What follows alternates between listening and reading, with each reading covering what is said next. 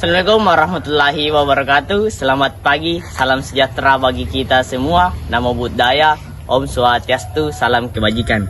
Perkenalkan, nama saya Muhammad Aslam Asmar. Perkenalkan, nama saya Nabil Saputra. Perkenalkan, nama saya Rafli Rahman. Perkenalkan, nama saya Fatwa Al-Habsi. 3. Perkenalkan, nama saya Muhammad Iksan R. Perkenalkan, nama saya Ainul Burhani. Perkenalkan, nama saya Wasyatul Akmal dari kelas 10 IPA 1.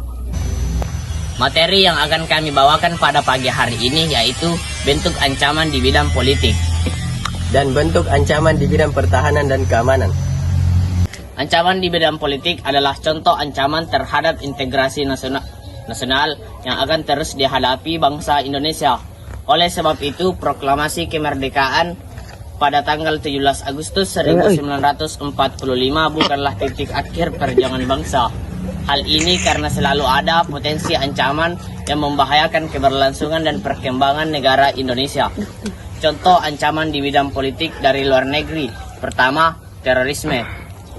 Mulyana W. Kusuma menyatakan bahwa terorisme internasional adalah penggunaan ancaman kekerasan tanpa pandang bulu, baik itu kepada musuh maupun sekutu dalam mencapai tujuan, di mana paham-paham radikal yang berakar di suatu kelompok di negara tertentu bisa menyebarkan negara lainnya. Umumnya selain menyebar teror, kelompok teroris juga ini menyebarkan paham yang mereka anut dan mengganti ideologi negara. Kedua, negara asing yang terlalu ikut campur. Terkadang negara asing melakukan tekanan politik seperti intimidasi, provokasi, dan blokade politik, di mana hal itu adalah salah satu ancaman non-militer di bidang politik yang seringkali digunakan oleh pihak tertentu untuk menekan negara lain. Contoh ancaman di bidang politik dari dalam negeri. Pertama, makar atau kudeta. Muhammad Hadi Purnomo Hadi mengatakan tindakan makar merupakan penggunaan kekuatan berupa pengarahan massa untuk menumbangkan suatu pemerintahan yang berkuasa. Kedua, separatis atau perang saudara. Separatis adalah kelompok yang menghendaki pemisahan diri dari suatu persatuan bangsa atau golongan guna memperoleh dukungan. Separatis bisa berbentuk perjuangan bersenjata dan tidak bersenjata, di mana pola perjuangan tidak bersenjata sering ditempuh untuk menarik simpati masyarakat internasional. Oleh sebab itu, tindakan ini dihadapi dengan menggunakan kekuatan militer. Ketiga, korupsi, kolusi, dan nepotisme.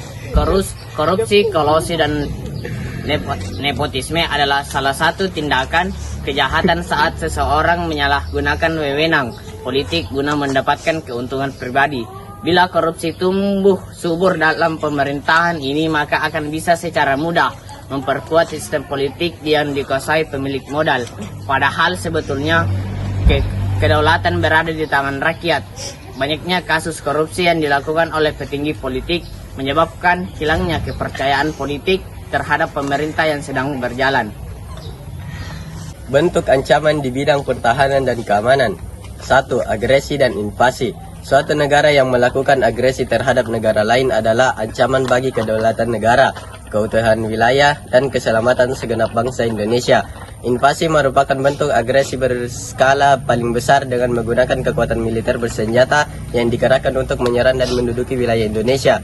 2. Pelanggaran wilayah. Bentuk lain dari ancaman militer yang peluang terjadinya cukup tinggi adalah tindakan pelanggaran wilayah laut, ruang udara, dan daratan Indonesia oleh negara lain. Konsekuensi Indonesia yang memiliki wilayah yang sangat luas dan terbuka berpotensi terjadinya pelanggaran wilayah. 3. Pemberontakan bersenjata. Pemberontakan bersenjata melawan pemerintah Indonesia yang sah merupakan bentuk ancaman militer yang dapat merusak kewibawaan negara dan jalannya roda pemerintahan. 4. Sabotase dan spionase. Indonesia memiliki sejumlah objek vital nasional dan instalasi strategis yang rawan terhadap aksi sabotase sehingga harus dilindungi oleh segenap bangsa. Kegiatan spionase dilakukan oleh agen-agen rahasia dan mencari dan mendapatkan rahasia pertahanan suatu negara dari negara lain. 5. Aksi teror. Aksi teror merupakan bentuk kegiatan terorisme yang mengancam keselamatan bangsa dengan cara menebarkan rasa takut. Sekian dan terima kasih. Assalamualaikum warahmatullahi wabarakatuh.